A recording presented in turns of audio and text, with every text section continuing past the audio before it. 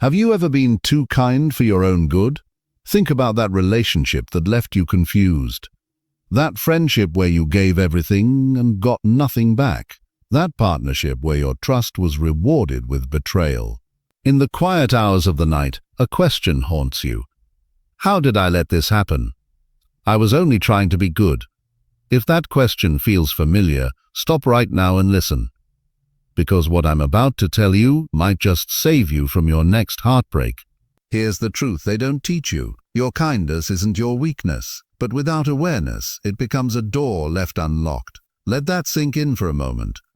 You grew up being told to be nice, share your toys, consider others' feelings, be the bigger person. Society rewards the peacemakers, the helpers, the ones who show up, and you wore that badge proudly. You should. But nobody warned you that for every person seeking genuine connection, there's someone who sees connection as a lever to pull. For every person craving harmony, there's someone who understands that harmony is just another thing to disrupt for their own gain. Does that sound like you? Here's what makes this so painful. You're not naive. You're not stupid. You're not weak. In fact, your greatest strength, your empathy, your desire to see the good in others, is precisely what gets weaponized against you. Think about that. Your best quality, turned into a trap. This is the paradox nobody talks about. The traits that make you wonderfully human are the same traits that make you vulnerable to those who've learned to weaponize human connection itself. So how do you protect yourself without becoming cold? How do you stay open without staying exposed? Here's what we need to understand. Manipulation doesn't look like manipulation when it's happening. It looks like love. It looks like friendship. It looks like someone finally understanding you. And by the time you realize what's really happening, you're already questioning your own reality. You're wondering if you're the problem, if you're not trying hard enough. If you could just be more understanding, more patient, more good, maybe they'd change. That doubt, that self-blame, that's the manipulator's greatest victory, making you doubt the very goodness that defines you. But here's what changes everything. You can learn to see what you've been missing. Not by building walls, not by becoming cynical. The world doesn't need fewer kind people. It needs conscious kind people. Think of it like this. Your immune system doesn't work by hiding from every virus. It works by recognizing threats so you can live fully, without fear, while staying protected. That's what we're talking about here. Building what I call psychological armor. Not armor to hide behind. Armor that lets you move through the world with an open heart and clear eyes. Because here's the question you need to ask yourself. What if your intelligence, your education, your psychological awareness, what if all of it has actually been working against you? Sounds crazy, right? But think about it. Smart people rationalize, educated people overthink. Psychologically aware people explain away red flags because they can understand why someone might behave badly. Understanding why someone hurts you doesn't stop the hurt, it just keeps you in the game longer. So here's where we start. Not with cynicism, not with fear, with clarity. We start by understanding the mechanics. How does someone earn your trust and then use it against you? How does your desire to help become the chain that binds you? How does your moral compass, your guilt, get flipped from internal guide to external weapon? These aren't academic questions. They're survival questions. And here's the liberating truth. Once you see how it works, you can never unsee it. Once you understand the game, you can't be played by it anymore. That's free. Freedom from the guilt of saying no. Freedom from exhausting yourself trying to fix people who don't want to be fixed. Freedom to give your empathy to those who deserve it without fear of having it stolen by those who would exploit it. This isn't about becoming hard. It's about becoming clear. So here's my question for you. Are you ready to see what you've been missing? Because on the other side of that awareness is something you might have forgotten was possible. Peace. Not the peace of walking on eggshells. Not the peace of people-pleasing, real peace. The kind that comes from knowing you can be both kind and protected. The journey from target to fortress starts with one choice. to see the truth about how human behavior really works. Let's begin. Chapter 1. The Psychology of the Good Person. Have you ever wondered why some people can't help but help? Picture this. You're walking down a busy street, phones out, heads down, everyone in their own bubble. Then it happens, someone trips. Hard. Their bag explodes across the pavement. Papers everywhere.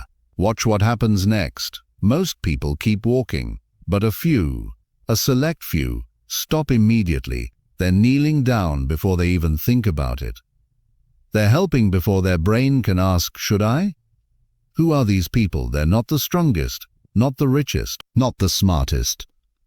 But they share something powerful, something that shapes their entire existence. They felt that strangers stumble like it happened to them. Here's what you need to understand. Being a good person isn't just about choosing right over wrong. It's not about religious rules or moral checklists. It's something far more fundamental. It's how you're wired. Psychologically speaking, a good person processes the world differently. Their default setting, other people. They walk into a room and unconsciously scan. Who's struggling? Who needs support? Who's in pain? This isn't virtue signaling. This isn't performance. This is their brain's operating system. Two key personality traits drive this: high agreeableness, trust, kindness, altruism, and high empathy, not just understanding others' feelings, but feeling them yourself. When someone else hurts, it creates a direct experience in your own body. So here's what happens. Someone else's pain becomes your pain, and human beings, we're wired to end our own pain. So you help. Not because you're noble, not because you're trying to be a hero, but because helping restores your emotional balance. You help because not helping actually feels worse. Let me give you a real example. Meet Sarah, project manager. Her team calls her the glue. When a colleague is drowning in work, Sarah stays late to help organize files. When conflict erupts, she mediates, often absorbing everyone's frustration in the process. At home, she remembers every birthday, organizes every family gathering, checks on the elderly neighbor. And here's what's fascinating. Sarah doesn't see any of this as extraordinary. She's not keeping score. She's not keeping score. She's not expecting payback. She's just doing what needs to be done. When her team runs smoothly, when her family is happy, Sarah feels something deep: purpose, connection, peace. The feeling of being needed isn't a burden to her, it's a reward. Now let's go deeper, because this is where it gets really interesting. Neuroscience shows that when highly empathetic people perform acts of kindness, their brains light up. Literally, the ventral striatum, pleasure center, activates the septal area linked to social bonding. Meanwhile, the amygdala, fear and threat center, calms down. Translation: helping feels good. Not helping, that creates anxiety. Think about that. For a good person, there's a biological cost to walking past suffering. Their brain literally rewards them for kindness and punishes them for inaction. It's a feedback loop. The more they help, the better they feel. The better they feel, the more they help. But there's something else at play here, something even deeper: moral identity. For these individuals, being a good person isn't just something they do. It's who they are. It's central to their sense of self. When they act with kindness, they're not just performing an action, they're affirming their very existence. To act unkindly wouldn't just feel wrong, it would feel like self-betrayal. So here's the hidden truth nobody talks about. Goodness isn't a philosophical choice. It's a psychological and neurobiological predisposition. It's a way of being that provides its own internal rewards. And that's beautiful, but it's also a vulnerability. Think about it. If your psychological comfort depends on the emotional state of those around you, if you have a biological interest in keeping everyone happy and keeping the peace, what happens when someone figures that out? What happens when someone realizes you're wired to please? This isn't abstract theory. This is your life. So I want you to pause for a second. Think about your own experiences. When was the last time you went out of your way to help someone? Really think about it. How did it feel? Did your shoulders drop? Did you feel a sense of warmth spreading through your chest? Relief? Now think about a time you couldn't help, or worse, a time you were the cause of someone else's distress. How did that feel? Unbearable, like something was fundamentally wrong. For the good person, that second feeling is almost too much to sit with. And here's what manipulators understand that most good people don't. They're not drawn to your goodness as some abstract concept. They're drawn to your biological need to be good. They're drawn to the discomfort you feel when things aren't okay. They're drawn to the anxiety that rises in you when someone's upset, even if that someone is the one causing the upset. This isn't about making you paranoid, it's about making you conscious. Because here's the truth, your empathy is a gift, your kindness matters. The world doesn't need fewer Sarahs. It needs more Sarahs who understand how their own psychology works. The question isn't whether to be good. The question is whether you'll understand why you're good and what that means for how you move through the world. Because once you see it, once you understand the wiring behind the warmth, you stop being a passenger in your own life. You start being the driver, and that changes everything. So here's my question for you. Are you ready to understand what's really driving your kindness? Are you ready to see what others see when they look at you? Because the answers aren't just interesting, they're essential. Let's dive deeper. Chapter 2. Hidden Traits Manipulators Seek. You know the type. A predator scanning a herd doesn't go after the strongest animal. It looks for the one slightly separated, the one favoring a leg, the one whose eyes dart with fear. Now here's the uncomfortable question. In the human world, what are you signaling? Because manipulators perform the same scan every single day. And they're not looking for a physical limp. They're looking for psychological doorways. Traits that aren't weaknesses in normal life, but in the context of a power struggle, they're open invitations. Here's what makes this hard to hear. The traits they're looking for, society celebrates them. Think about that for a second. The very things you've been praised for your entire life. Your empathy, your willingness to help, your desire to see the good in people. These might be the exact signals a manipulator is trained to spot. Let me show you how this works. Meet Mark, charismatic, new at a non-profit. Seems like a great guy. He scans the office and notices two people. David, competent, keeps to himself, polite but reserved. And Elena, warm, effusive, organizes the birthday parties, always asking about everyone's weekend. Watch what Mark does next. With David, professional conversation. Surface level. Nothing more. With Elena, he goes deeper. He notices things. When he mentions a struggle, her eyes well with genuine concern. She stays late to help co-workers. She apologizes even when things aren't her fault. Within weeks, Mark is confiding in Elena about his difficult divorce. He's asking for her advice. He's testing her willingness to give. And Elena, she's flattered by his trust. She offers her full emotional support. She thinks she's building a meaningful connection. She has no idea she's being assessed. So what did Mark actually see in Elena? Let's break it down. Because this is where it gets real. Excessive empathy. Not just empathy, empathy without boundaries. Elena doesn't just understand Mark's pain. She takes it on. It becomes hers. This makes her desperate to alleviate it. And desperation? That's easy to control. Conflict avoidance. Elena needs peace. She will swallow her own discomfort rather than confront someone. Mark senses this immediately. He knows he can cross lines and she'll say nothing. High trust? Elena judges others by her own standards. She assumes everyone tells the truth because she tells the truth. This makes her blind to deception. She doesn't scan for lies because lying isn't in her nature. Need for approval. Part of Elena's identity is built on being seen as helpful, as nice as the one everyone likes. Mark can use this. He learns to offer approval when she complies, and withdraw it subtly when she doesn't. Emotional openness. Elena wears her heart on her sleeve. Her feelings are visible, predictable, readable. Mark can see exactly what she's feeling at any moment. He knows which buttons to push because she shows him where they are. Now here's the psychological truth that changes everything. These traits act as magnets, not because manipulators are evil geniuses, but because these traits signal one thing above all else: low cost of exploitation. Think about that phrase, low cost of exploitation. A person with these traits won't put up a costly fight. They won't cause a scene, they won't retaliate, they won't burn bridges. Instead, they'll internalize the blame, they'll work harder to please, they'll give the manipulator what they want: attention, resources, emotional labor, with minimal resistance.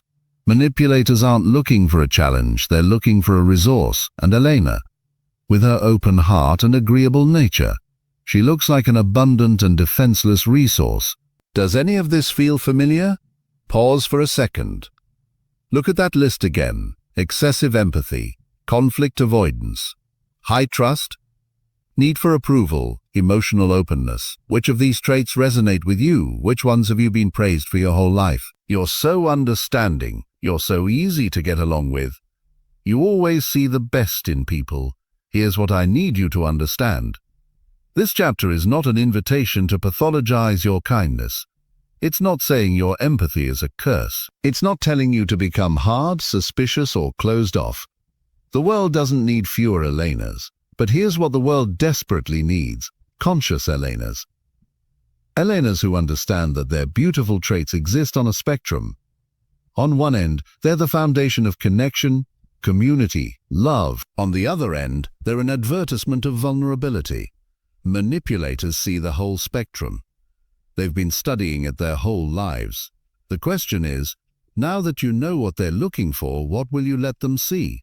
Because awareness changes everything. Awareness turns an automatic door into a guarded gate.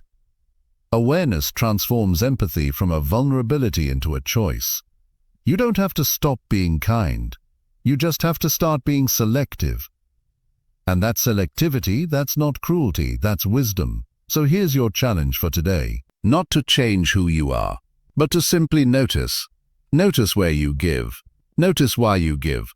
Notice who you're giving to. Because the truth is, the right people, the genuine people, they won't mind your boundaries. They'll respect them. The ones who get frustrated when you start protecting yourself, those are the ones who were benefiting from you not being protected. Think about that. Now let's keep going, because understanding what they're looking for is just the beginning. The real question is, what do you do with that knowledge? That's what comes next.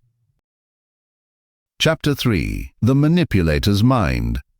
Have you ever looked into someone's eyes and wondered, is anyone actually home?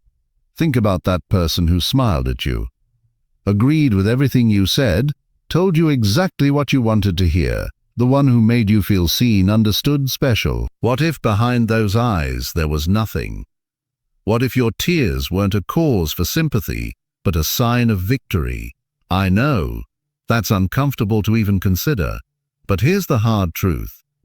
To understand why good people get manipulated, we have to go to the one place we don't want to go. We have to step into the manipulator's mind. It's a landscape few dare to visit, but it's the only place where the predator's behavior actually makes sense.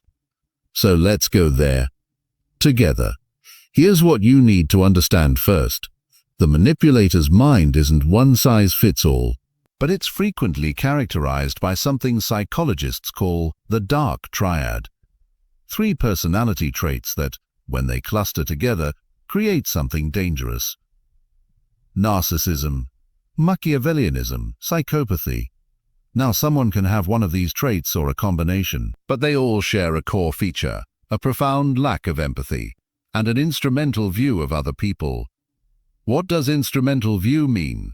It means other people aren't seen as beings with their own thoughts, feelings, and rights. They're seen as objects, tools, resources to be used for self-gratification. For the manipulator, every interaction is zero-sum. For them to win, someone else must lose. Think about that. Really let it sink in. Remember that charismatic leader who built a following by promising salvation only to empty bank accounts.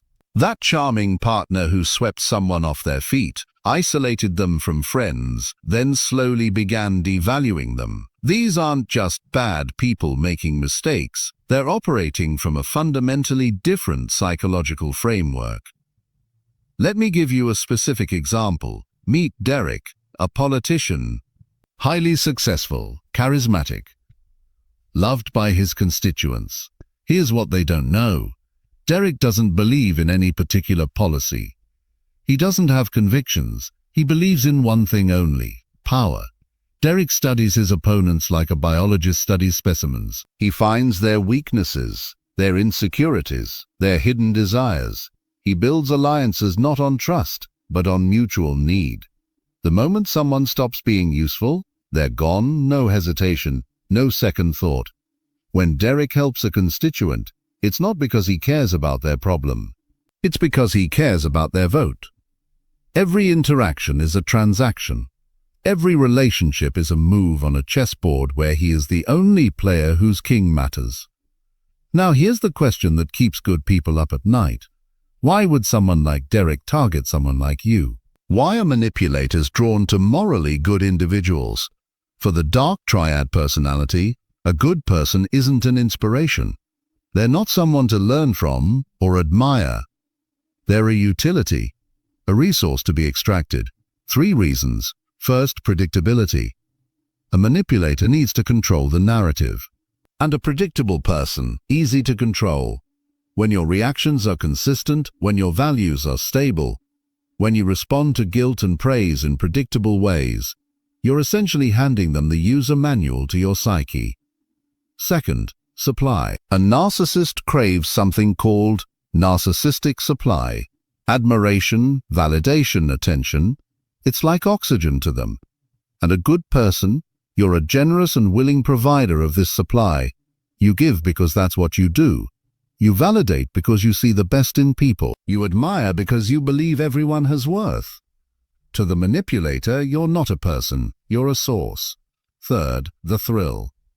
For a subclinical psychopath, there's something intoxicating about manipulating someone who is genuinely kind and trusting. It confirms what they already believe, that they're smarter, stronger, above the rules that govern normal people. The corruption of innocence. It's not just a side effect. For some, it's the point. Now here's the insight that change how you see every new person who enters your life. Manipulators often identify potential victims faster than the victims identify themselves as vulnerable. They've honed a skill for what we might call victim profiling. Within minutes of meeting you, they're assessing your agreeableness, your need to please, your conflict tolerance. They ask probing personal questions while revealing almost nothing about themselves. They test boundaries with small requests to see if you can say no. They're looking for the good person's instinct to rescue and comfort, and then they offer themselves as a worthy project. It's rapid, often unconscious. A cognitive process of sorting the human landscape into 2 categories: those who are useful and those who are not. This is perhaps the hardest part of this entire journey, because it forces you to acknowledge a level of coldness in human nature that is deeply unsettling. But here's what I need you to understand. This knowledge is not meant to scare you. It's meant to shield you. Understanding that some people view relationships as a game of power removes the blinders of your own good intentions. It frees you from the endless loop of self-blame. You can stop asking, why would they do this to me? What's wrong with me? Why didn't I see it? And start asking the real question, what did they think they could get from me? The answer to that question holds the key to your freedom, because it shifts the focus from your perceived failure to their calculated intent. You weren't too trusting, you were targeted. You weren't naive, you were profiled.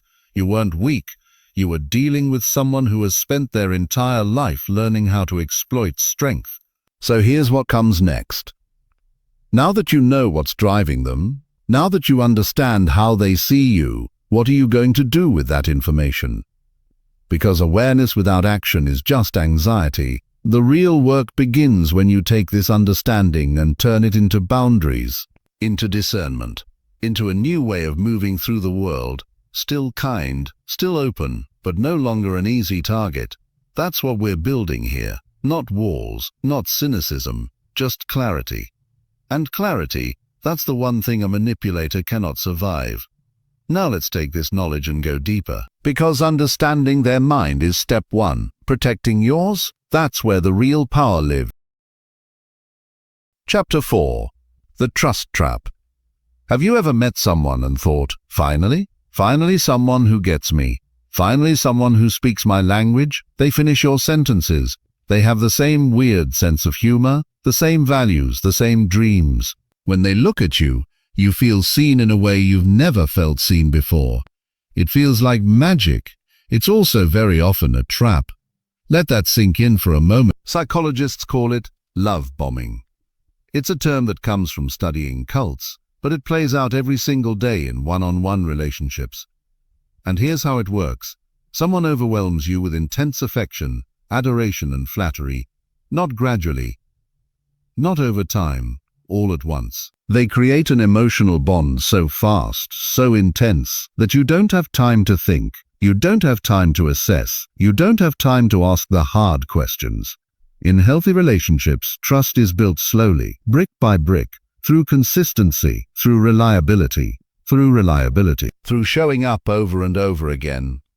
Love bombing? It's a jetpack. It bypasses everything. And before you know it, you're emotionally invested in someone you barely know. Let me show you what this looks like. Chloe is recovering from a difficult breakup. She's hurting. She's lonely. She's wondering if anyone will ever truly understand her. Then she meets Liam at a coffee shop. Their conversation? Electric. He texts her that same night, saying it was the best conversation he's had in years. Within a week, they're texting constantly. He calls her his soulmate. He writes her poems.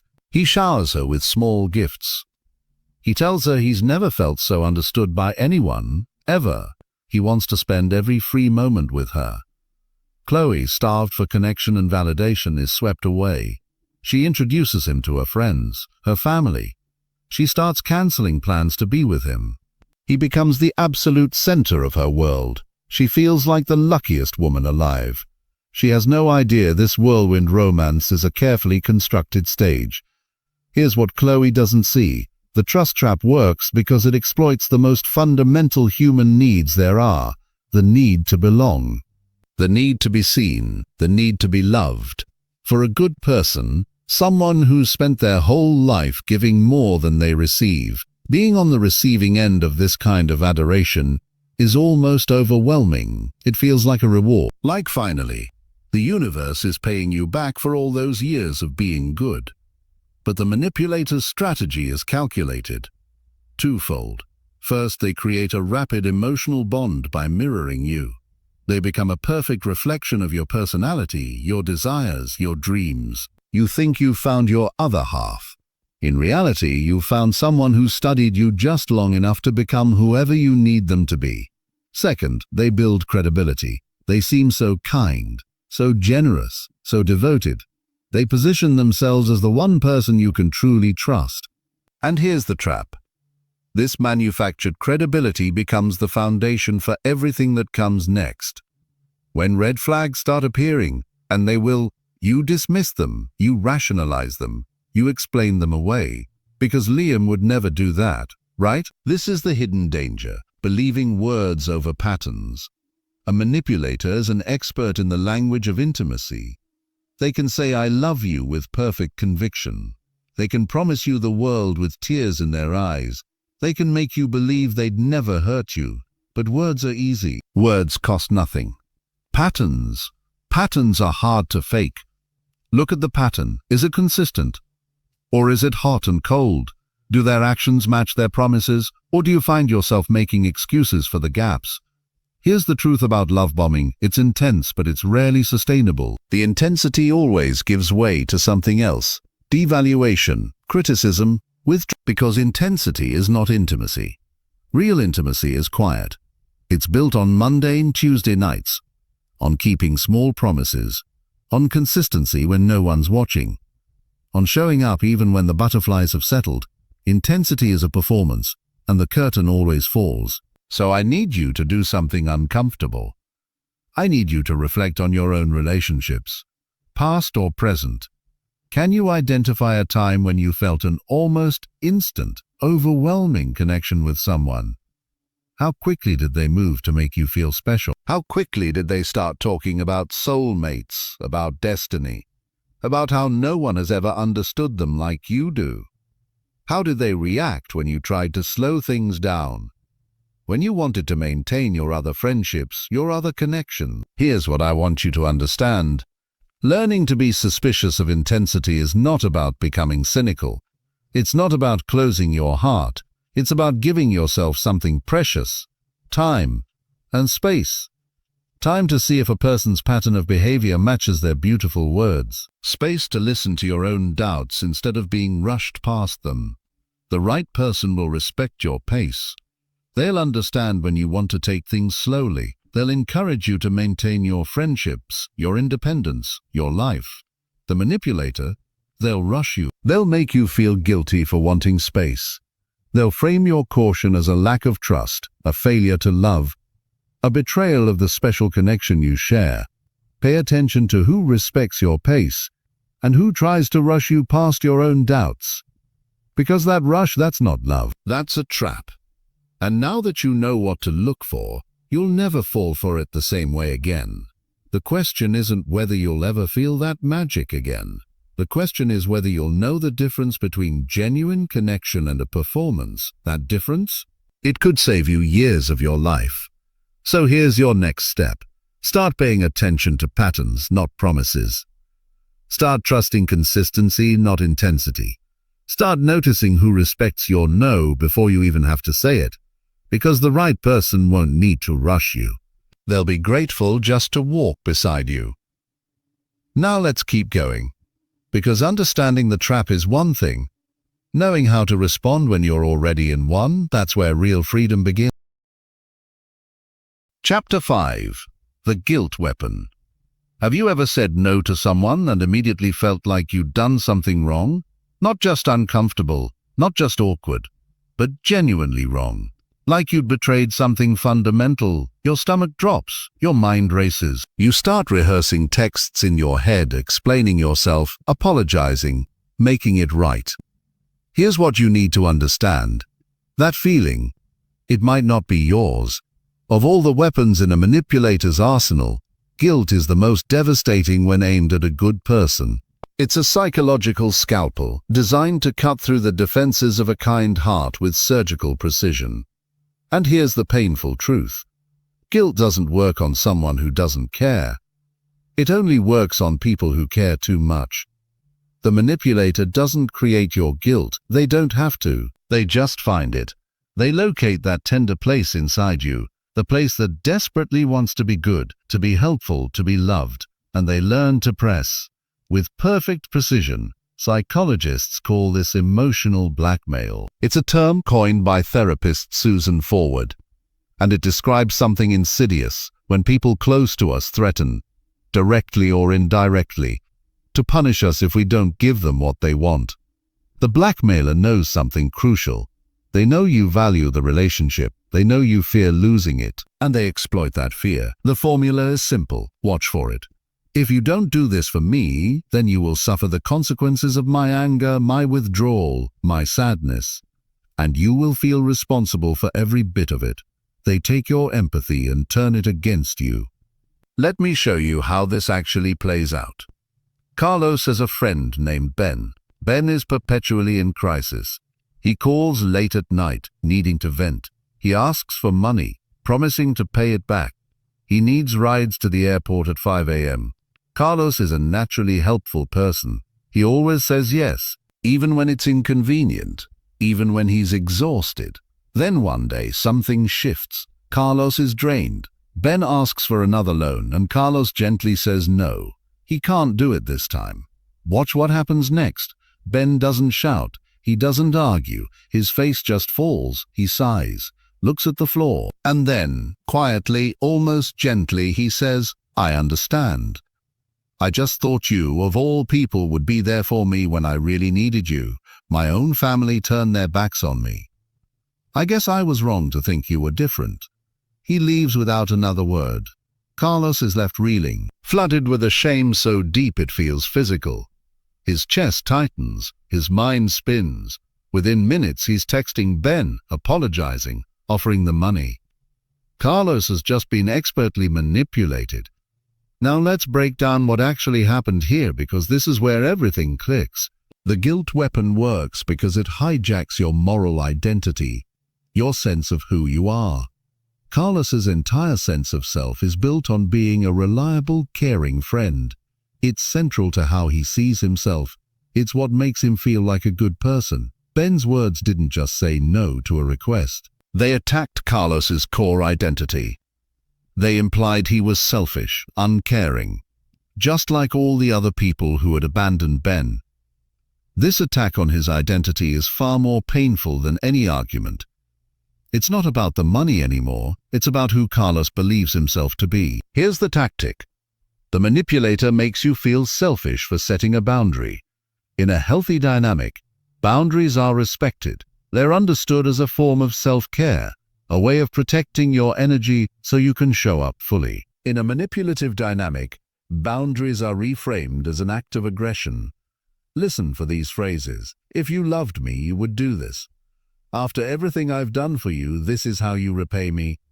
I guess I overestimated how much you care. Fine, I'll just handle it myself. Like I always do. These phrases aren't designed to communicate. They're designed to trigger, to activate your guilt and shame, to force you to abandon your boundary so you can restore your positive self-image. And here's the psychological insight that will change everything. The manipulator understands your internal world better than you understand theirs. Think about that. They know that for you, causing someone else pain is a source of personal pain. They know you'd rather suffer yourself than be the cause of someone else's suffering. So they create a scenario where your act of self-preservation is framed as an act of cruelty. They hold up a mirror that shows you a distorted version of yourself, selfish, uncaring, just like everyone else. And your instinct, your psychological imperative, is to smash that mirror, to prove it wrong, to show them and yourself that you're not that person. So you give in. And the moment you give in, something happens. You've been trained, you've learned that saying no leads to unbearable psychological pain, and saying yes leads to relief. This is how the cycle of control is reinforced. This is how boundaries erode. This is how good people end up trapped in dynamics that drain them dry. So what do you do with this? Here's your new practice. The next time you feel a wave of guilt after saying no to someone, pause. Don't react. Don't text back. Don't fix it yet. Just pause and ask yourself 2 questions. First, did I actually do something wrong? Not something that disappointed someone. Something genuinely harmful, unethical, unkind. Second, is this guilt coming from my own conscience, or is it being projected onto me by someone who's unhappy they can't control me? This distinction is everything. Authentic guilt says, I violated my values, I need to make amends. Weaponized guilt says, someone is unhappy with my choice, and I've been made to feel responsible for their feelings. Your guilt is a compass for your own behavior. It's an internal guide meant to keep you aligned with your values. It is not a remote control for someone else to operate.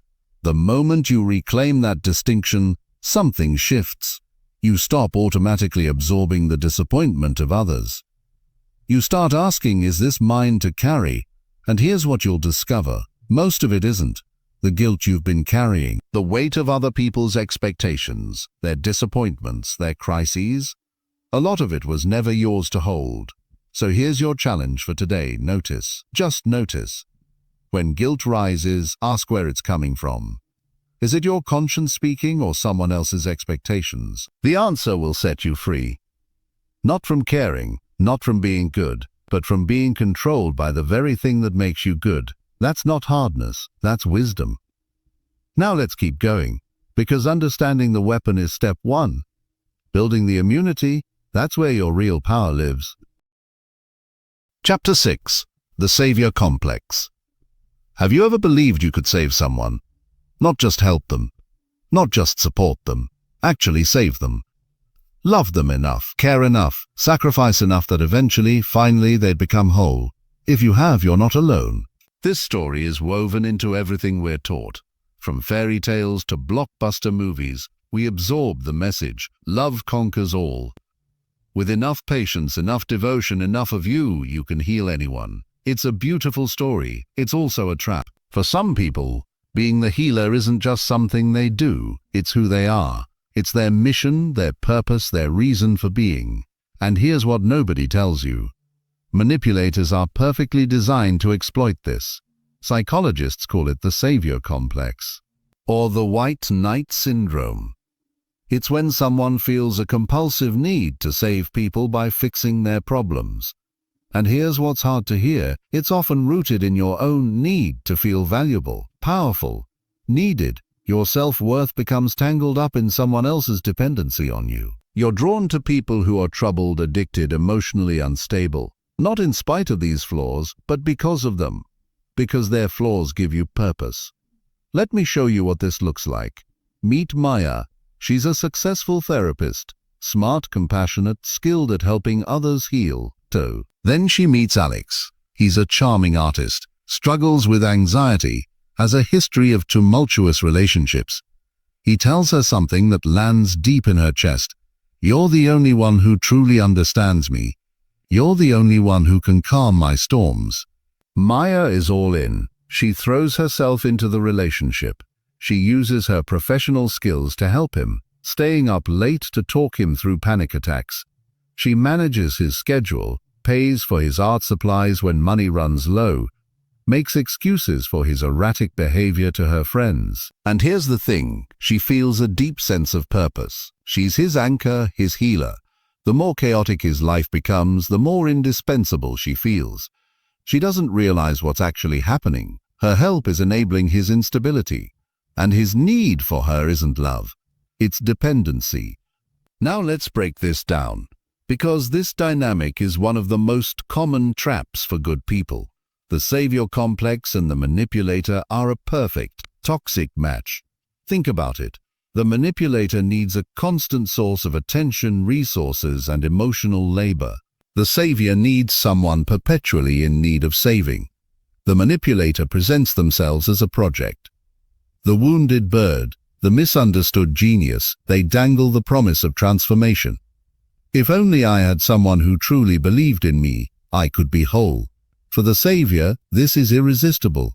It's the ultimate validation of their worth. Someone is saying, "You matter, you make the difference. Without you, I'd be lost." The manipulator exploits this by creating a cycle. Crisis, you step in. Temporary stability, then another crisis, and another. You're kept perpetually engaged, always believing that the next intervention, the next sacrifice, the next sleepless night will be the one that finally fixes everything. You fail to see the truth. The brokenness isn't a flaw in them, it's a feature of the dynamic. They have no intention of being fixed, because being fixed would mean losing their source of supply. This is the hidden truth that will change how you see every relationship where you're the helper. For someone with a strong savior complex, helping can become a form of self-destruction.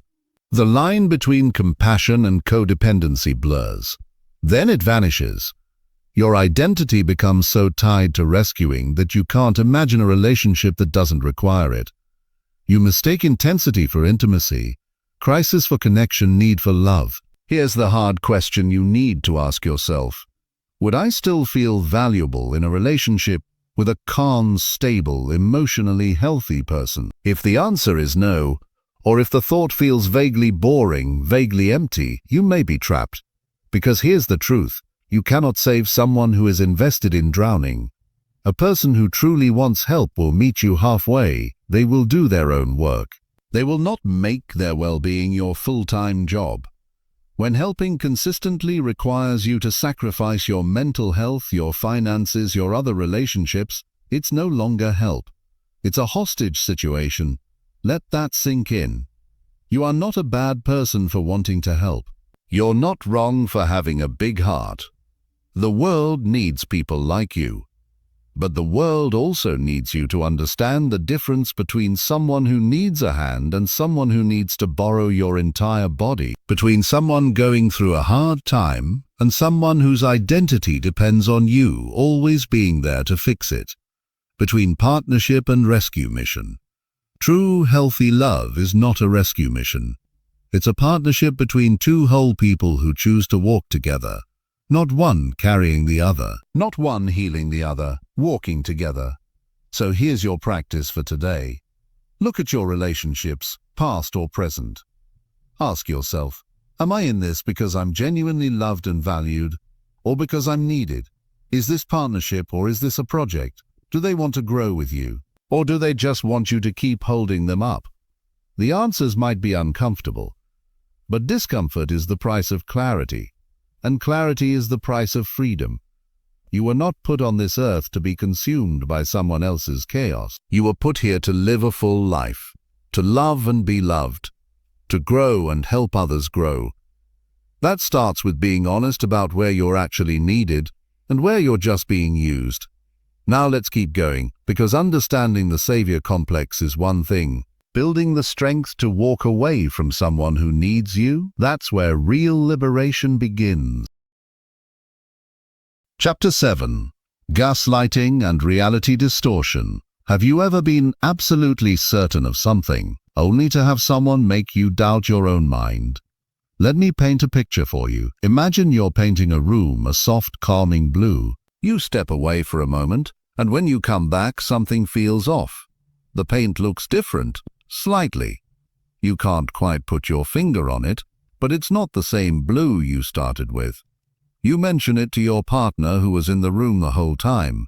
They look at you with concern, genuine concern, and they say, "It's the same blue it's always been." "Are you feeling okay? You've seemed really stressed lately." You look again. And now, maybe it is the same blue, maybe you're just tired. Maybe you're imagining things, you drop it. But something happened in that moment. Something small, something almost invisible. A tiny seed of doubt was planted, not about the paint, about your own mind. This is gaslighting. And if you've ever experienced it, you know it's one of the most confusing, destabilizing things a human being can go through. Let's define it clearly. Gaslighting, named after a 1938 play called Gaslight, is a form of psychological manipulation where someone systematically sows seeds of doubt in you. They make you question your own memory, your own perception, your own sanity. It's not about winning an argument. It's about destroying your ability to have a valid perspective at all. Think about the goal here. Once your reality becomes unstable, the gaslighter becomes your only anchor, your only source of stability in a world that no longer makes sense. And once that happens, control is absolute. Let me show you what this looks like in real life. Meet Nina and Tom. They're in a relationship. One night at a party, Tom spends hours flirting with another woman. In the car on the way home, Nina, hurt, confused, brings it up. Tom looks genuinely surprised. "Flirting? I was just being friendly. You're so insecure, it's exhausting. You're always reading things into my behavior that aren't there." Nina feels a wave of shame. Maybe she is too jealous. Maybe she's overreacting. A week later, they have a conversation about moving in together. Tom is enthusiastic. He's the one suggesting they look at apartments, check out neighborhoods. Nina is excited. The next day, she mentions it. "So, about looking at apartments this weekend." Tom looks at her like she's speaking another language. "Move in together? We talked about the idea, but I never said I was ready. You're always rushing things and putting words in my mouth." Nina is confused. She clearly remembers his enthusiasm. She was there, but now she's being accused of being pushy, of creating problems that don't exist. Over time, these small denials accumulate. They build on each other. Nina starts keeping a journal, not for memories, but to prove to herself that she's not crazy. She writes down what happened. When it happened, what was said. One day, Tom finds the journal. He reads it, and then he looks at her with something between pity and concern, and says, "The diary of your paranoia. Nina, this isn't healthy. You need help." And here's the terrifying part. Nina begins to believe him. She stops trusting her own memory. She starts relying on Tom's version of events. She has been gaslit. Now let's break down why this works so devastatingly on good people.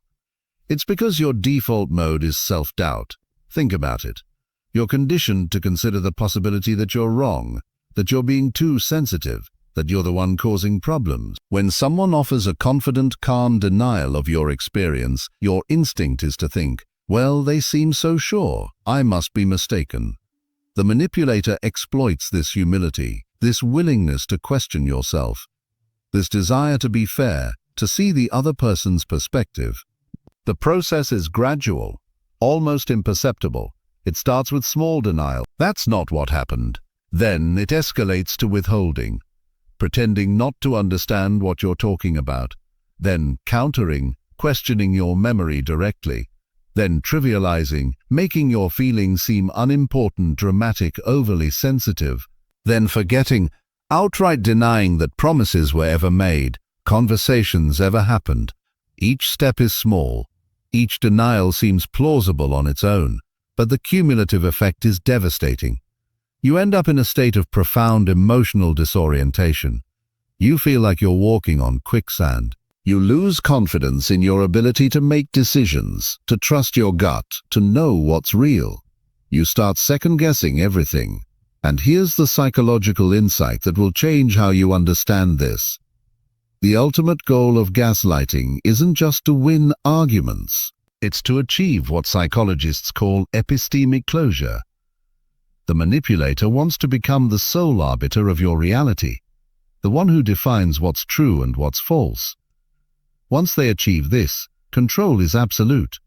You don't need to be watched or coerced anymore, because you'll police your own thoughts. You'll filter your own perceptions. You'll live according to their script, all while believing you're finally seeing clearly. Here's the most chilling part. The gaslighter often believes their own lies, at least in the moment. They rewrite history to suit their ego, and they genuinely see your attempts to assert your own reality as a personal attack, as a sign of your instability. So how do you protect yourself? First, pay attention to the signs. If you constantly feel confused in a relationship, if you feel like you're walking on eggshells, if you find yourself apologizing for things you don't think you did wrong, if you need to gather evidence to prove your own experience, these are red flags, and they're not small. Second, and this is crucial, externalize your reality. Trust your journal, not their memory. Trust the recording, not their reinterpretation. Trust the friend who wasn't in the room, who has no stake in the game, who can offer an objective perspective. Your mind is your most precious territory. Guard it fiercely. If someone is trying to occupy it, trying to redefine what you know to be true, trying to make you doubt your own perceptions, you have the right to evict them. Not argue with them, not convince them. Evict them. Because here's the truth you need to hold on to. You are not crazy. You are not too sensitive. You are not imagining things. Your perception is valid. Your memory matters. Your reality is real. And anyone who consistently tries to convince you otherwise is not your partner, not your friend, not your ally. They are an occupier. So here's your practice for today.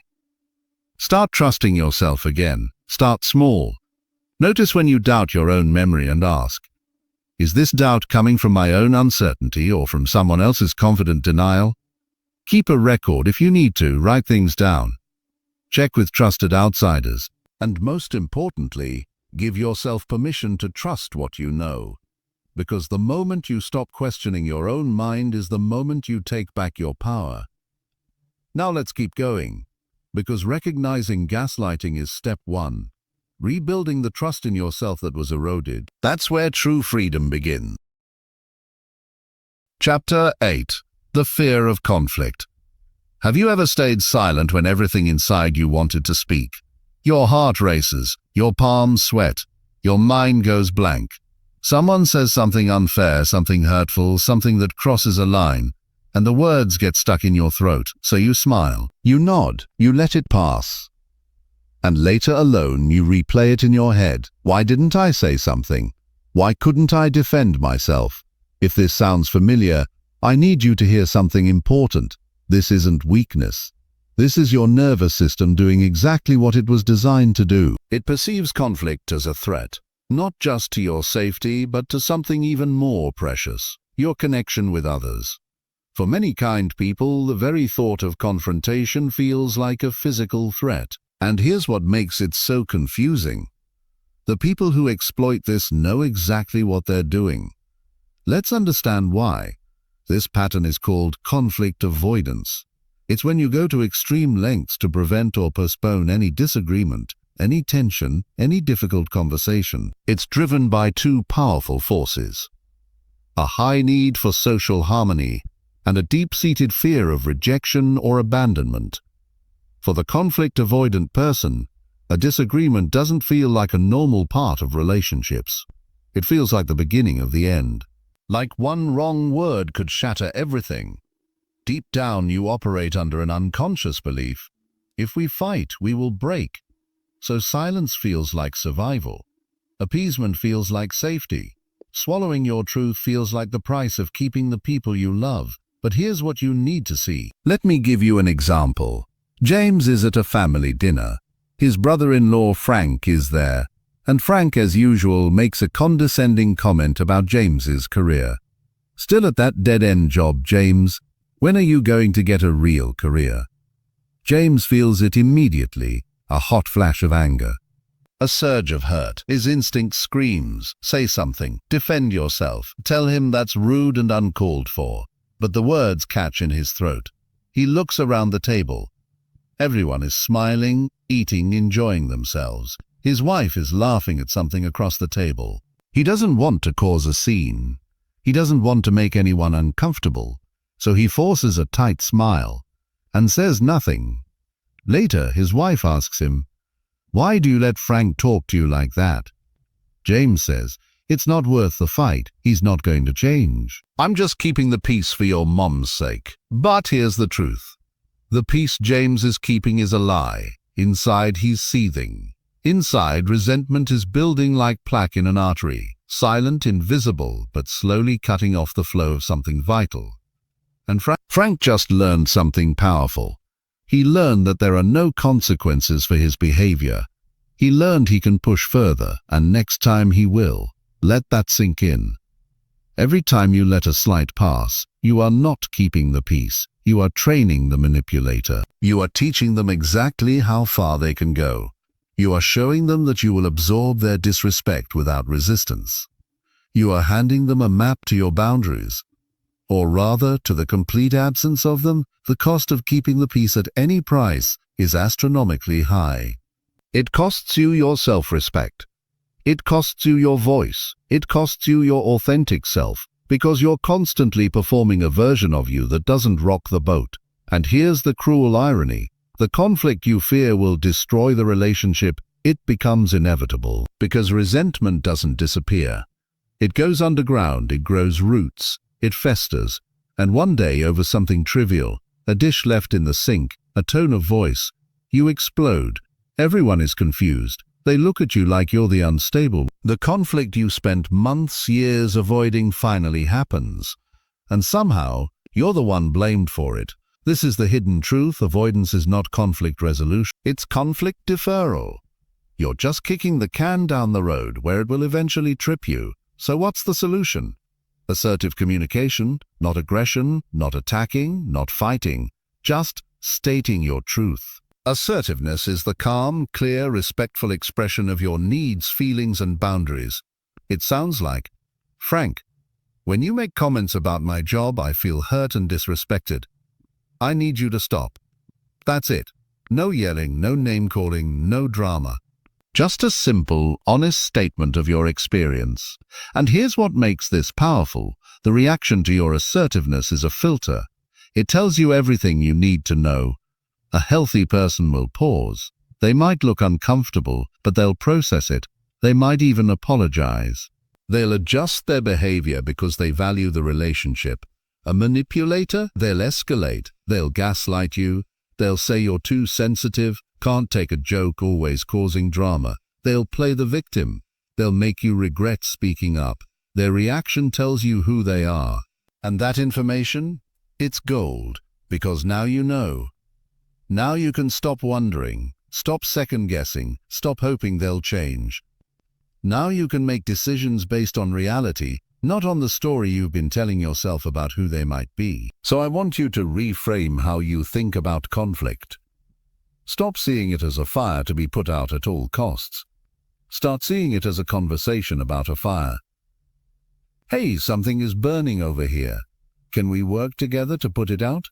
If the other person refuses to acknowledge the fire, if they throw gasoline on it, if they tell you you're imagining the smoke, you have your answer about their investment in the relationship.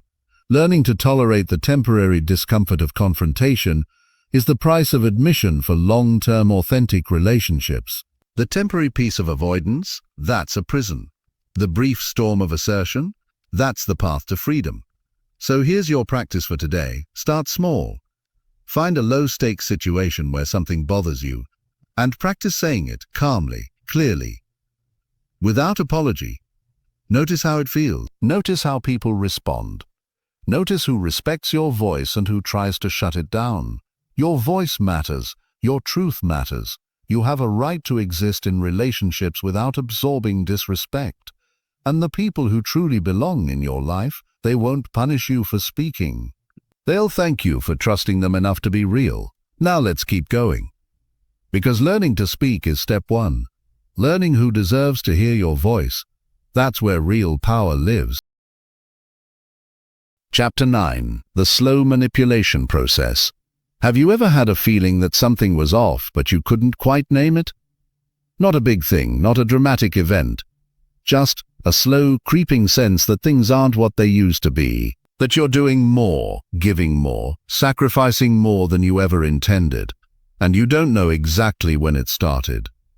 Here's the truth about manipulation that most people never see coming. It almost never arrives with a warning siren. It doesn't look like a villain twirling a mustache. It doesn't announce itself. It looks like a friend needing a small favor. It looks like a partner asking for a little more understanding. It looks like a colleague leaning on you for support during a tough time. It is the small, seemingly insignificant request that becomes the first brick in a wall that will eventually become your prison. The process is so gradual, so incremental, that you don't notice the door closing behind you until you're locked inside. Psychologists call this the gradual erosion of boundaries, and there's a perfect metaphor for it. The boiling frog. If you throw a frog into boiling water, it will jump out immediately. Its survival instincts kick in. But if you put that same frog in cool water and slowly turn up the heat, 1 degree at a time, it will adapt, it will stay. And eventually it will boil. Humans are no different. We have alarm systems for sudden drastic changes. We notice when someone yells at us, when they cross a clear line, when they make an outrageous demand. But slow incremental shifts? We adapt to those. We normalize them. We don't notice the temperature rising until we're cooked. This is how manipulators operate. They make small, constant demands on your time, energy, and emotions. Each request on its own is reasonable. Each favor individually is no big deal, but they're normalizing each new level of intrusion before quietly moving to the next. Let me show you what this looks like. At first, it was just a text from a new colleague. She needed help with a small report. No problem. You're helpful. That's who you are. Then it was asking if you could stay late to help her finish something. Sure, it's just one night. Then it was covering for her while she took a long lunch. Then it was calling you on the weekend to vent about her boyfriend. Then it was asking you to review her work before every deadline. Then it was crying on your shoulder about how no one at work understands her except you. Each request on its own was manageable. You didn't want to seem unhelpful. You didn't want to let a new friend down. You're a good person. Good people show up. Months later, you realize something has shifted. You are doing half her work. You are her primary therapist. You are exhausted, drained, resentful. When you finally try to pull back, she looks at you with genuine hurt and confusion. But you've always been there for me. Why are you pulling away now? What changed? The truth, you didn't change. The situation changed. So slowly you didn't notice. The accumulated weight of all those small requests has become a crushing burden. And now, Pulling away makes you feel like the bad guy. Let's break down how this actually works.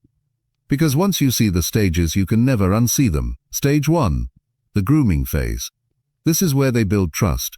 They identify your vulnerabilities, your empathy, your need to be helpful, your fear of conflict. They learn what makes you tick. They become exactly what you need them to be. Stage 2. Compliance testing. They make a small request. Innocent, reasonable. They watch to see if you'll say yes. Your compliance is a green light. It tells them, this person is safe to push. Stage 3. Escalation. The requests become more frequent, more demanding, but each step is small enough that saying no feels disproportionate. Refusing to stay late one night feels petty. Declining a weekend vent session feels unkind, so you keep saying yes, and they keep pushing. Stage 4. Isolation and dependency. Now they've become central to your life. You feel responsible for them. Your sense of self has become entangled with their needs. You're not just a friend anymore, you're an emotional supplier, and suppliers don't get to quit. Stage 5. Maintenance. This is where guilt and intermittent reinforcement keep you in line. Here's what you need to understand. This entire process operates beneath your conscious awareness. You are not making a decision to be manipulated. You are making a series of small, individually defensible decisions to be kind. Each one by itself is reasonable. It's the pattern that's unreasonable. The manipulator is playing a long game. You're just trying to get through the day. So how do you protect yourself? You stop looking at individual incidents. You start looking at the pattern. Instead of asking, was this request reasonable? You start asking different questions. What is the trend of this relationship? Am I giving more than I'm receiving? Do I feel energized or drained after interacting with this person? Have my boundaries shifted without me noticing? Would the person I was a year ago be surprised by what I'm doing now? These questions change everything, because they force you to look at the big picture. They reveal the slow incremental drift that you've been too close to see. Think of it like this.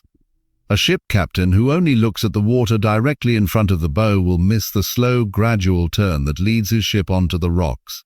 He needs to check his bearings. He needs to look at the stars, the maps, the bigger picture. You must be the captain of your own life. So here's your practice. Conduct a regular relationship audit. Once a month, once a quarter. Just pause and look back. Over the last month, over the last 6 months, have your boundaries shifted? Are you doing things now that would have seemed unthinkable a year ago? Do you feel more drained than you used to? More resentful?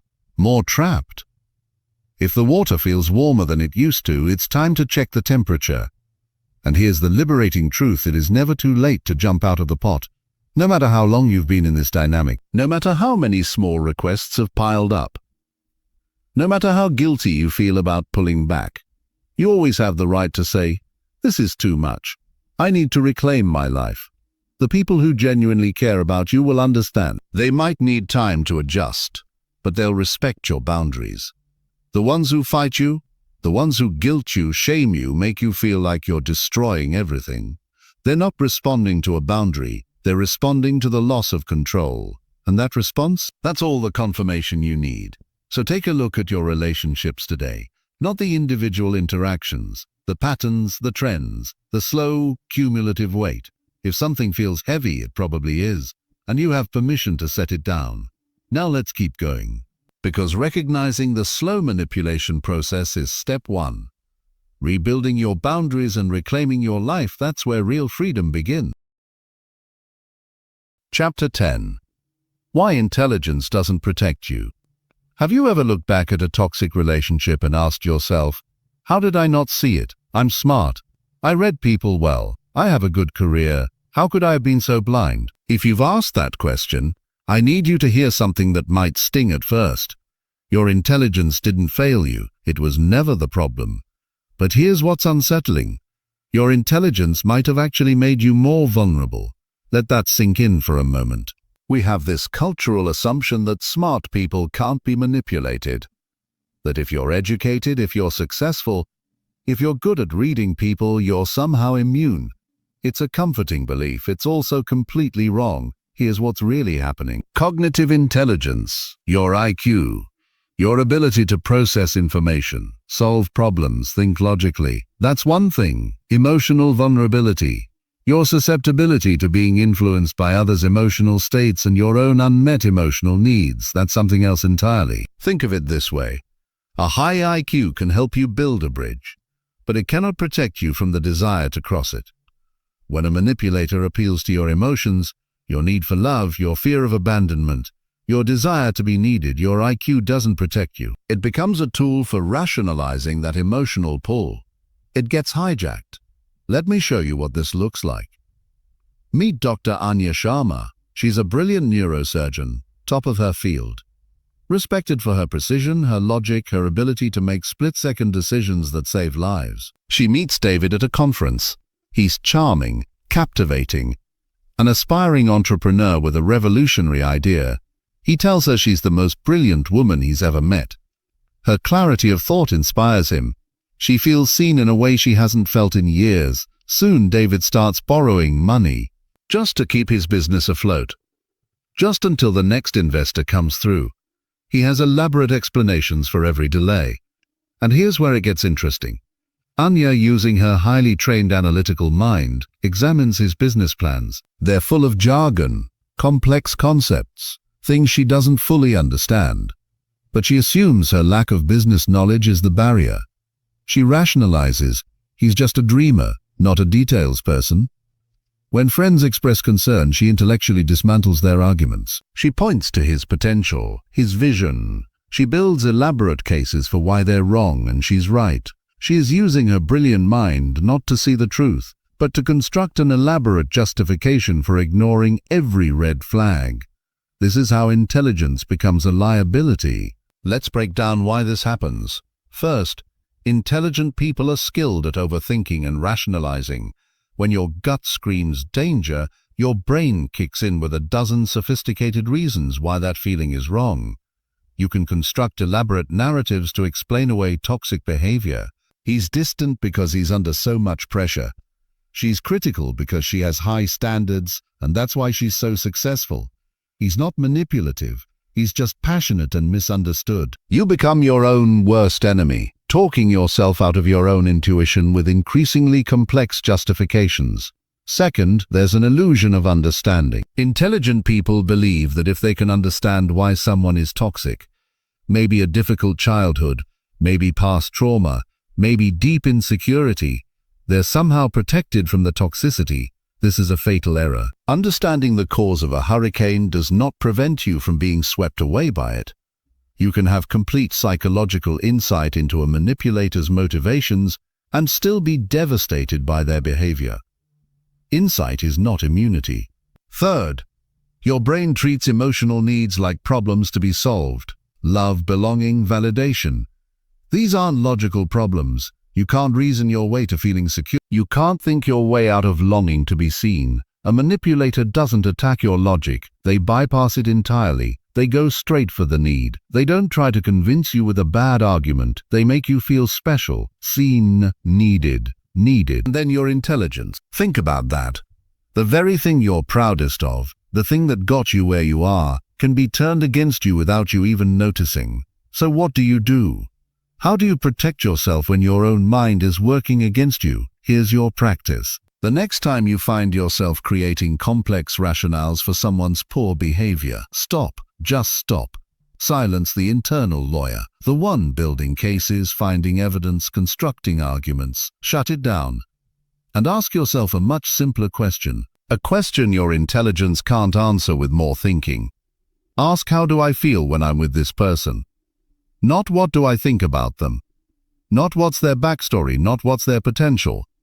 How do you feel? Tired, anxious, confused, small, drained? That feeling is your emotional intelligence trying to speak. And unlike your IQ, it is rarely wrong about the character of another person. Your gut doesn't need to analyze business plans. Your gut doesn't need to understand childhood trauma. Your gut just knows this doesn't feel right. And that knowing, that's real intelligence. So here's your challenge. Start trusting that. Start valuing it. When something feels off, don't talk yourself out of it. Don't build a case against your own intuition. Just pause. And listen, your intelligence is a gift, but it's a tool for navigating the external world, not a suit of armor for your soul. The armor you need is something else. It's awareness, it's boundaries, it's the courage to trust what you feel, even when you can't explain why. That's not anti-intellectual, that's integrated intelligence. It's your mind and your gut working together, and that combination? That's something no manipulator can defeat. So start today. Pick one relationship that feels complicated, one dynamic you've been overthinking, and instead of analyzing it, just check in with how it feels. The answer might surprise you, and it might just save you years of confusion. Now let's keep going, because understanding why intelligence fails is step one. Building the emotional awareness that actually protects you, that's where your real power begins. Chapter 11. Warning signs most people miss. Have you ever looked back at a relationship and thought, the signs were there, why didn't I see them? We all do this. We replay conversations, scroll through old texts, examine memories like detectives at a crime scene, and the signs were there. You just didn't know what to look for. Here's the problem. We expect red flags to look like red flags. We expect the liar to stutter, the thief to have shifty eyes, the manipulator to be obviously cruel. But human behavior doesn't work that way. The most telling signs of manipulation are not dramatic events. They're not explosions or ultimatums or obvious betrayals. They're subtle whispers, inconsistencies in the static, small moments that feel slightly off. They're the clues you explain away in the moment and only recognize in hindsight as the glaring warnings they always were. So let's talk about what you're actually looking for. Because once you see these, you can never unsee them. Psychologists call these subtle red flags. On their own, each one is innocent, explainable, no big deal. But together, they form a pattern, a troubling picture of someone who sees people differently than you do. Learning to see them requires a shift. You have to stop focusing on the content of what someone says and start watching the process of how they interact with you and the world. Let me show you what this looks like. Imagine you meet someone new. They're wonderful, charming, interesting, you're excited, but you notice a few things. They speak in glowing, absolute terms about their ex, soulmate, perfect, amazing. Then in the next sentence, that same ex is toxic and crazy. No middle ground, no complexity, just all good or all bad. You notice they're incredibly charming to people who can do something for them, but to subordinates, to people with no power, dismissive, cold, sometimes rude. They share intimate details of their life within the first few conversations. Deep trauma, past wounds, things you'd expect to hear from a close friend, not a stranger. It creates a false sense of closeness. But when you share something vulnerable, they quickly turn the conversation back to themselves. They make jokes that have a sharp edge, a little jab, a subtle dig. When you look hurt, they say, "Can't you take a joke? You're so sensitive." And every story they tell, they're the victim. Every ex wronged them, every boss was unfair. Every friend let them down, everyone everywhere has failed to appreciate them. None of these things alone is a crime. Any one of them could be explained away. But together, they paint a picture of someone with a fragile ego, a lack of empathy, and a pattern of exploiting others. Let's decode these signals so you never miss them again. First, how they treat people with no power. Watch how someone treats a waiter, a receptionist, a subordinate, someone who can do nothing for them. That's not their bad day version. That's their true self. The charm they reserve for you and other useful people, that's a performance. Second, premature intimacy. When someone shares deep, personal information too quickly, it's not vulnerability. It's a tactic. It's designed to rush trust, to make you feel special, to lower your guard so they can slip past it. Healthy people build intimacy slowly with mutual reciprocity. They don't trauma dump on a stranger. Third, jokes that aren't funny. This is covert aggression, a way to deliver a hurtful message and then blame you for being too sensitive when you react. It's a test. If everyone in their life has wronged them, every ex, every boss, every family member, there's a common denominator. It's them. This poor me narrative isn't just a story they tell. It's designed to gain sympathy, to activate your savior instinct, to make you want to be the one who finally understands them. Fifth, future faking. They make grand, sweeping plans for your shared future. We should travel to Italy next spring. Way too early. This creates an illusion of commitment, of investment, of something real.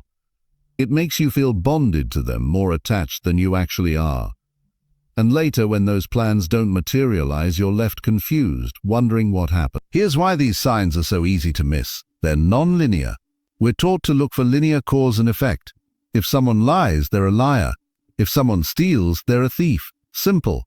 But a manipulator operates in a web of inconsistencies. They're cruel and then kind. They promise and then forget.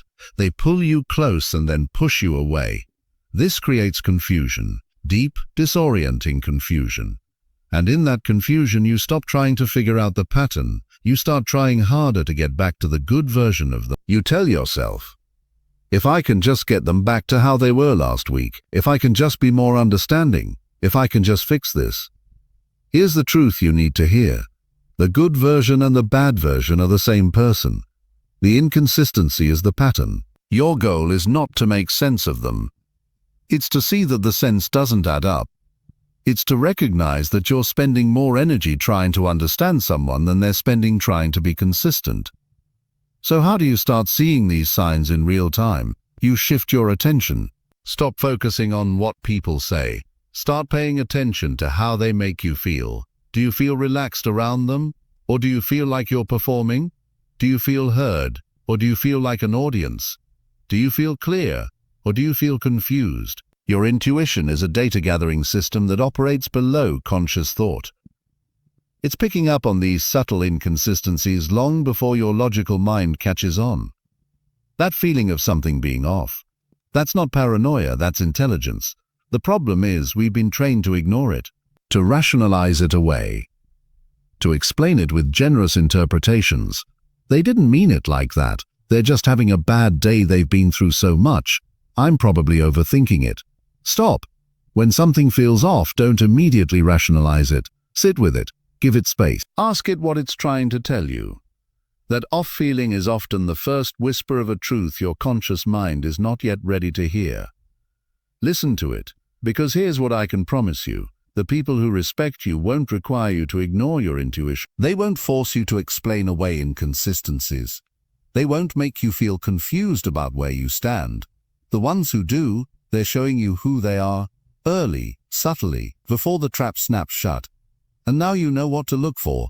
So start today. Pay attention to how people make you feel. Notice the small moments. Trust the whispers. Your intuition is trying to protect you.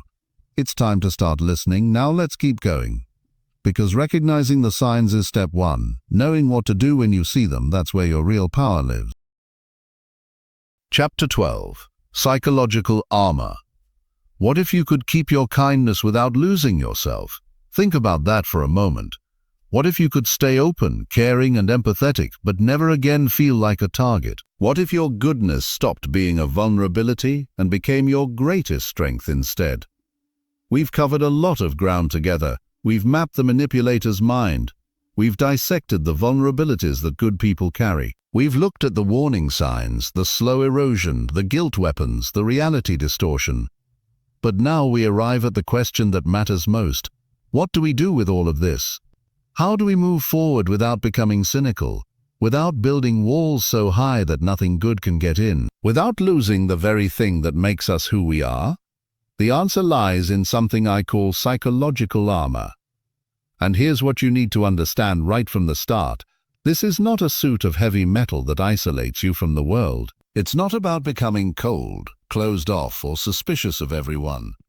It's a flexible, intelligent, resilient second skin. It allows you to feel the world, to connect with it, to love and be loved. But it protects your vital organs, your self-worth, your boundaries, your peace of mind from harm. Let's break down what this armor is actually made of. First, emotional boundaries. Boundaries are not rules you impose on others. They're not about controlling what people do. Boundaries are the rules you set for yourself about what you will and will not tolerate. They're the answer to the question, what am I willing to accept? What am I not? Boundaries are not selfish. They're not unkind. They're the foundation of self-respect. And without them, kindness becomes self-destruction. Second, strategic skepticism. This is the conscious choice to not take everything at face value. It's the pause between someone's words and your belief. A moment to check the data. Strategic skepticism is not cynicism. Cynicism assumes the worst. Strategic skepticism assumes nothing. It just says, I'll wait and see. I'll let patterns speak louder than promises. I'll trust, but I'll verify. Let me show you what this looks like in real life. Meet Olivia. She's read everything we've talked about. She's putting it into practice. At work, a colleague comes to her with a sob story. Overwhelmed. Burnt out. Could Olivia please take on this massive project? Just this once, they're desperate. Olivia's old instinct would kick in immediately. Yes, of course, let me help. And then guilt for even considering saying no. But now she pauses, she deploys her psychological armor. She feels empathy for her colleague's stress. The armor allows that feeling in. She genuinely understands their struggle. But it also triggers something else, a boundary. I'm so sorry you're feeling overwhelmed, she says. Warm, genuine. Unfortunately, my plate is completely full right now. I don't have the capacity to take on more. Have you talked to our manager about prioritizing your tasks? She has been kind. She has not been cruel. But she has also not sacrificed herself. She used strategic skepticism to see the request for what it was, a transfer of burden. Without assuming malicious intent, she recognized that saying yes would solve their problem at the cost of her own well-being. And she chose herself. This is the practice. And like any practice, it takes repetition. So let's talk about how you actually build this armor. Start with small boundaries. You don't start by saying no to a massive high-stakes request. You start small. You say no to a dinner invitation you don't want to attend. You state a simple preference. I'd rather go to the Italian place. You disagree on something minor. Boundaries are like muscles. They grow stronger with use. Each small success builds confidence for the next. Learn the power of no. No is a complete sentence. You do not owe anyone a lengthy explanation for your refusal. You don't need to justify, defend, or over-explain.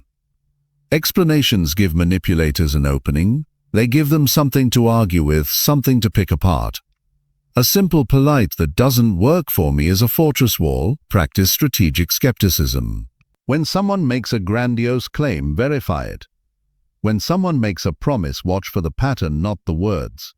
When someone tells you a story, ask yourself, what is their motivation for telling me this? This isn't paranoia. It's just looking both ways before you cross the street. Even if the light is green, manage your empathy. This is crucial.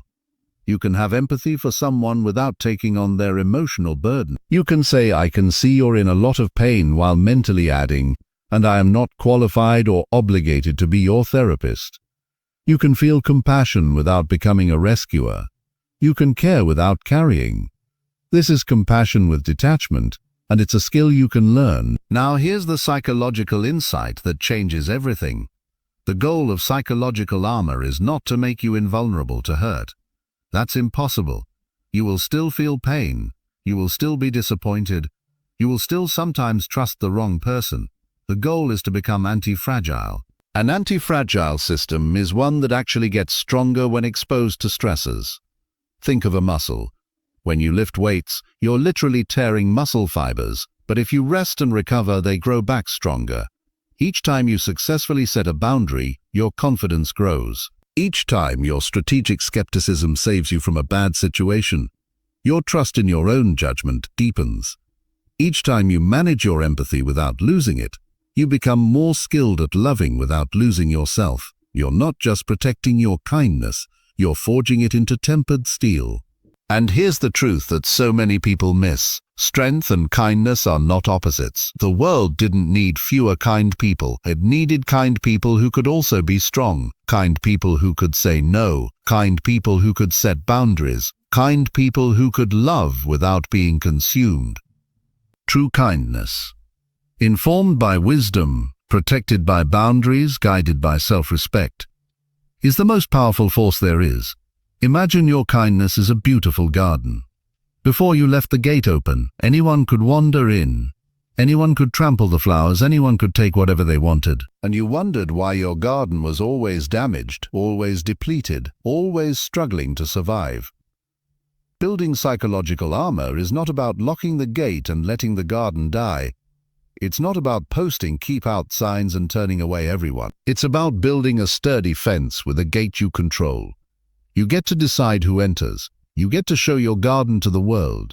You get to share its beauty, its abundance, its life.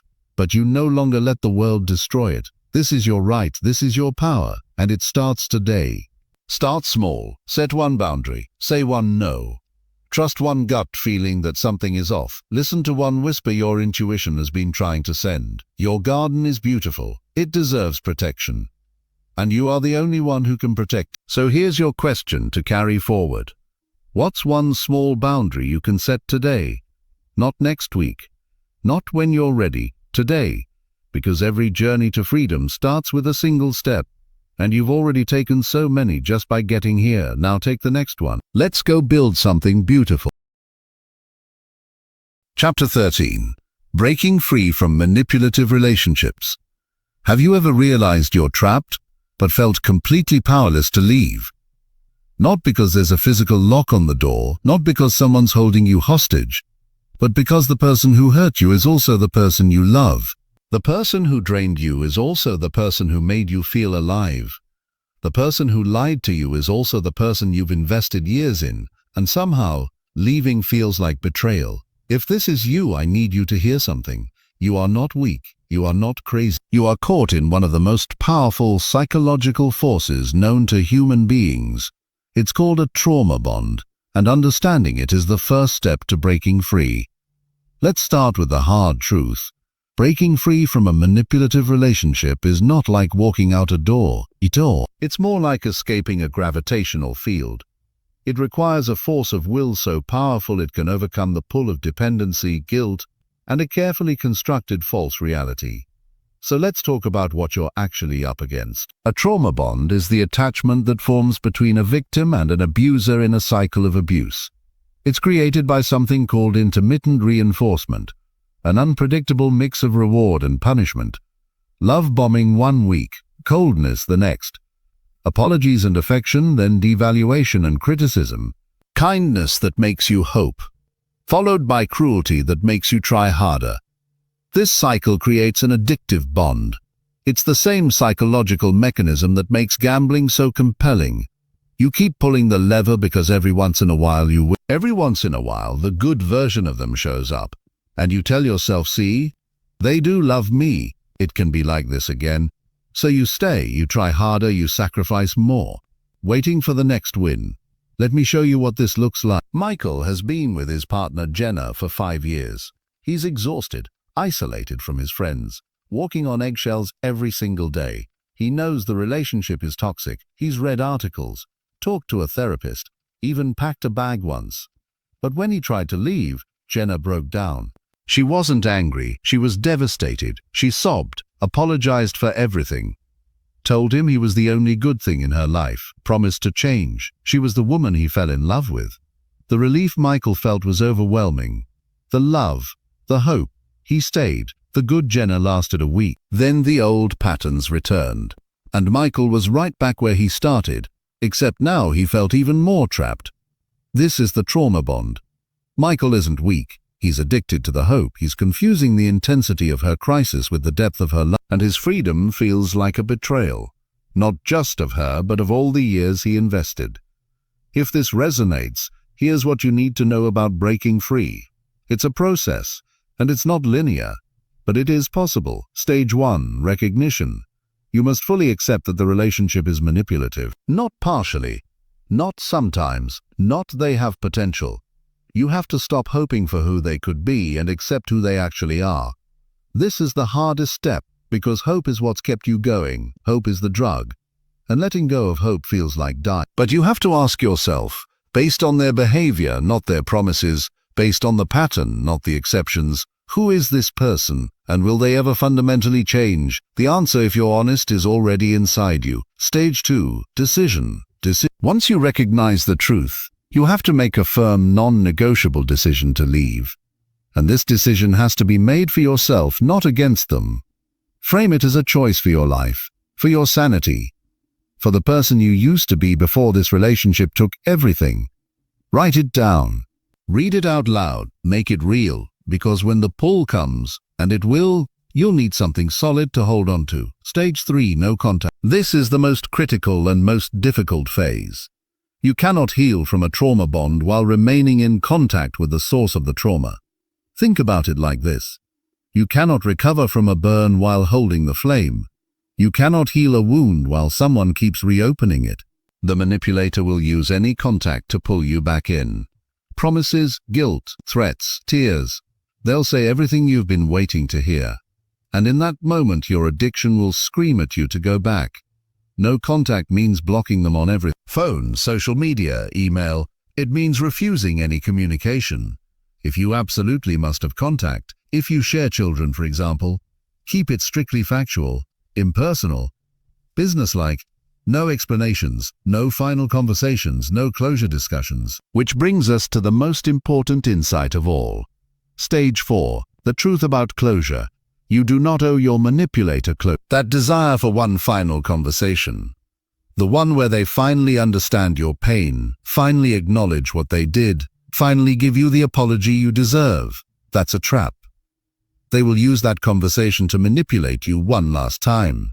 They will say whatever keeps you in orbit, and you will walk away feeling more confused, more guilty, more trapped than before. Closure is not something they can give you. Closure is something you create for yourself. It happens when you walk away and choose not to look back.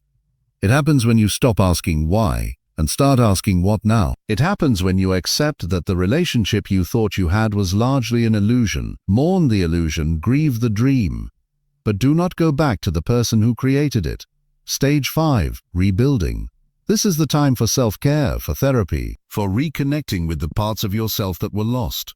You need to rebuild your confidence, your support network, your sense of self. You need to learn to trust your own judgment again. You need to remember who you were before someone else's voice took over your inner narrative. This takes time. Be patient with yourself. You're not just healing from a relationship. You're healing from a systematic erosion of your identity. The gravitational pull will be immense. You will feel guilty, lonely, tempted to return. You will second-guess yourself. You will wonder if you made a mistake. This is the addiction talking. This is the trauma bond pulling at you. Stay the course. The other side of that pull is freedom. And on the other side you will find yourself. Not the version of you that was shaped by their voice, their expectations, their manipulations, the real you, the one who existed before all of this. So here's your question to sit with today. What is the cost of staying? Not just today, not just this month. What is the cost of another year of exhaustion, another decade of self-doubt, a lifetime of wondering who you could have been? You deserve to know who you are without their voice in your head. You deserve to breathe, and yes, leaving is hard. It's one of the hardest things you'll ever do. But staying is harder. It's just a slower kind of dying. Choose your heart, choose freedom, choose yourself. Because on the other side of this, and there is another side, you will find something you might have forgotten was possible. Peace, not the peace of walking on eggshells, not the peace of people-pleasing. Real peace, the kind that comes from knowing you're finally home in your own life. Start today. One step, one boundary, one choice to not look back. The gravitational pull will try to hold you, but you are stronger than you know. And freedom is waiting. Now go claim it. Chapter 14. Becoming kind but unmanipulable. What if I told you that you can be the kindest person in the room and still be completely unmanipulatable? Think about that for a second.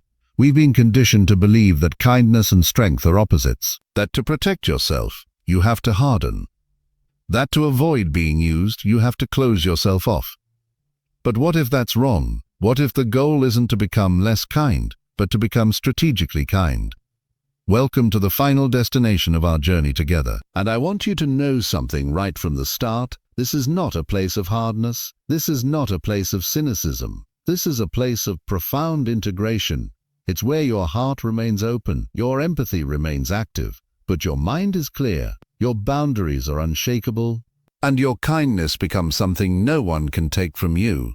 This is the art of becoming kind but unmanipulatable. And it's not a contradiction, it's the highest form of psychological evolution for a good person. Psychologists call this strategic empathy. Let me define that for you because it will change everything. Strategic empathy is the conscious choice of when, where, and with whom to deploy your empathic gifts. It's the ability to step into someone's shoes to understand them, without then handing over your own shoes for them to walk in. It's empathy with a built-in filter. A filter that asks 3 questions. Is this person safe? Are they worthy of my emotional labor? Does understanding them require me to sacrifice myself? Think of it like this. There's a difference between a doctor who feels for a patient and a doctor who catches their disease. One is compassion, the other is contamination. Strategic empathy lets you feel without absorbing, care without carrying, understand without being consumed. Let me show you what this looks like in real life. Remember Olivia? She's been practicing. She's been building her psychological armor, setting boundaries, trusting her intuition. And now she's reached a new level. At a social gathering, she meets a charismatic man. Within minutes, he's launching into a sad story about his recent divorce. How his ex-wife turned everyone against him. How he's been so misunderstood. How hard it's been. The old Olivia would have melted. She would have felt sorry for him. Offered comfort. Probably exchanged numbers to be a friend to someone going through a hard time. Watch what the new Olivia does instead. She listens. She feels a flicker of compassion. It is a sad story, but her strategic empathy kicks in. She notices things, the lack of personal responsibility in his story, the speed with which he's sharing intimate details with a stranger, the subtle way he's fishing for validation, for a rescuer. She listens politely, offers a neutral, "That sounds difficult," and then she gracefully exits the conversation to get another drink. She has not been unkind. She has not been rude. She has simply protected her energy and her time. She has been kind, but she has not been available. This is the mastery you're building toward. So how do you get there? How do you become this version of yourself? It starts with cultivating what I call inner authority. Inner authority is the deep, unshakable knowledge that your perception, your feelings, and your needs are valid. It means no longer looking to others for permission to be yourself. It means trusting your gut, even when it contradicts the charming words in front of you. This inner authority isn't something you're born with. It's built through practice, through the small daily victories of setting and holding boundaries, through the quiet confidence that comes from knowing you can handle the discomfort of someone being angry at you for saying no. And here's what happens as you build it. Your kindness transforms. Your yes becomes more powerful because it's a genuine choice, not a default response born of fear. Your compassion becomes a gift you give, not a resource that can be taken. People learn that being in your life is a privilege, not a right. And manipulators, with their finely tuned senses, they sense this shift immediately. They see that the old open door is now a solid wall with a locked gate. They don't try to break it down. They don't waste their energy. They simply move on to find an easier target. But here's the beautiful part. The people who are worthy of you, the ones who are also kind, respectful and whole, they don't see your boundaries as walls. They see them as signs of self-respect. They respect the gate and wait to be invited in. This is the final insight I want you to carry with you. Your kindness was never the problem. The problem was that your kindness was not yet matched by your wisdom. You were giving away a priceless treasure without checking the hands reaching out to receive it. The journey through dark psychology, understanding manipulation, recognizing the signs, building your armor, was never about tarnishing that treasure. It was about learning to recognize the difference between those who will cherish it and those who will throw it in the mud. You are not becoming less kind. You are becoming more selective.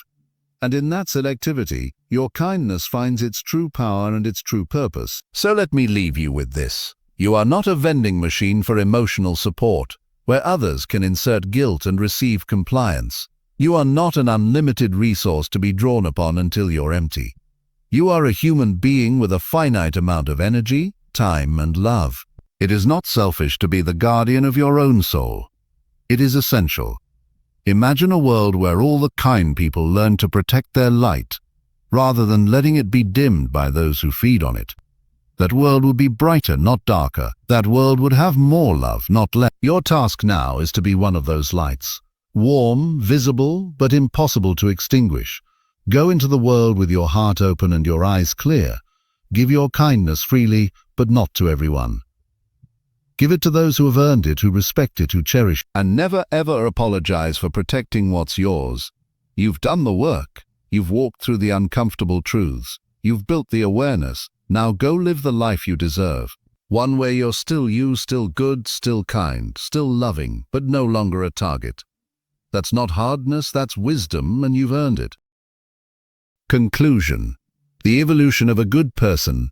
We began this journey with a whisper in the dark. How did I let this happen?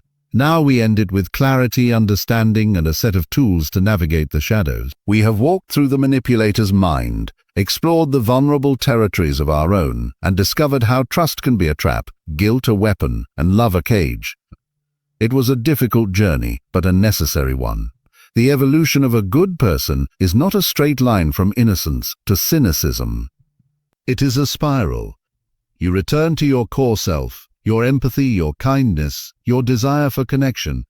But at a higher level of awareness, you are the same yet profoundly different.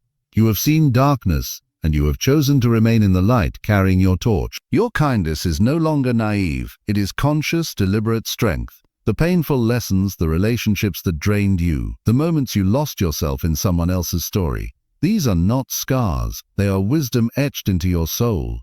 They are the data points your intuition now uses to make clearer, faster decisions. You no longer need to be burned twice. You can feel the heat from afar and choose a different path. Living with empathy while protecting your mind is the ultimate act of conscious strength. It requires vigilance. Not fearful vigilance, but calm, alert awareness. It is the power to say no without guilt and yes without hesitation.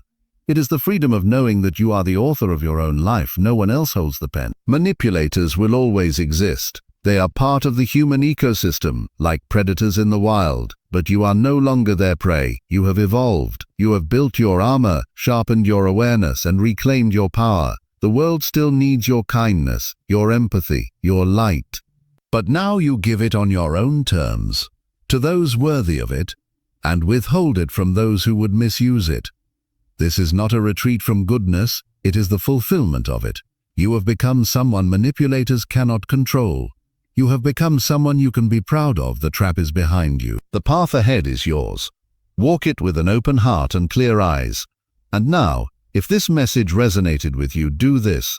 Hit that like button to support this journey. Subscribe for more insights to protect your mind and grow your power. Share your thoughts in the comments. Your story might help someone else. And don't forget to share this video with anyone who needs to reclaim their light. You are not alone. Your growth is your strength, and your light, it's unstoppable.